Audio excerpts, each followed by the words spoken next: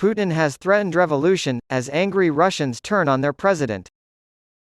Russians are becoming increasingly dissatisfied with Vladimir Putin's rule, and the president has been warned that this could spark a revolution on par with the one in 1917.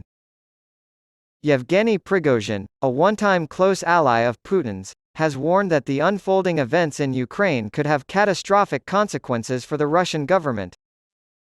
He warned, most likely, this scenario will not be good for Russia, so we need to prepare for a difficult war. The main problem is that we are in a position where we could potentially lose Russia, and that is terrifying. We must declare a state of martial law. Putin's chef, Prigozhin, has just withdrawn his Wagner Group mercenaries from Bakhmut. As Ukrainian forces pushed back, the 61-year-old handed over the area to the Russians. Prigozhin stated, "We are withdrawing the units from Bakhmut. Most units will relocate to rear camps beginning at 5 a.m. on May 25 and continuing through June 1. We are turning over our posts to the armed forces."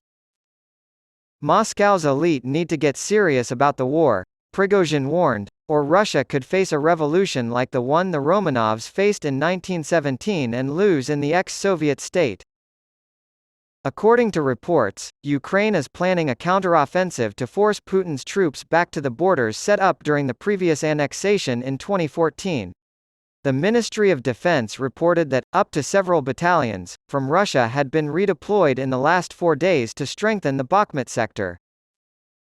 This comes after public doubts were voiced about the commitment of Wagner Group forces to continue fighting in the sector and after the Ukrainians made tactical gains on the flanks of the contested town in the Donetsk Oblast through mid-May. The redeployment shows a significant commitment on the part of the Russian command, as Russia is likely to keep only a small number of uncommitted combat units in Ukraine. Taking Bakhmut remains a top priority for Russian leaders because it would allow them to declare victory in the conflict. "We are Cuba's principal trade partner despite all the limitations, the restrictive measures of the blockade, which does not make things easy," Borrell said. Shortly after Fidel Castro's 1959 revolution, the United States imposed a trade embargo on Cuba. This Cold War relic has complicated banking and financial dealings between the two countries to this day. Cuba claims these sanctions are one reason it is trying to strengthen economic ties with Russia, which is also under pressure from the US and EU because of its invasion of Ukraine. Cuba has denied that Russia is to blame for the conflict in Ukraine, instead placing the blame on the United States. On Thursday, Borrell met with businesspeople and other European diplomats, where he made the following statement: "It is clear that we are much more important, in terms of trade, than other partners such as Russia and China." The European Union, he said, was responsible for about a third of the island's foreign trade, versus 8% by China or 8% by Russia. The EU's desire to accompany Cuba in its process of economic and social reforms in a relationship of mutual respect, as Borrell put it in his meeting with Cuban business owners, is reflected in the €14 million fund to support the growth of small enterprises on the island.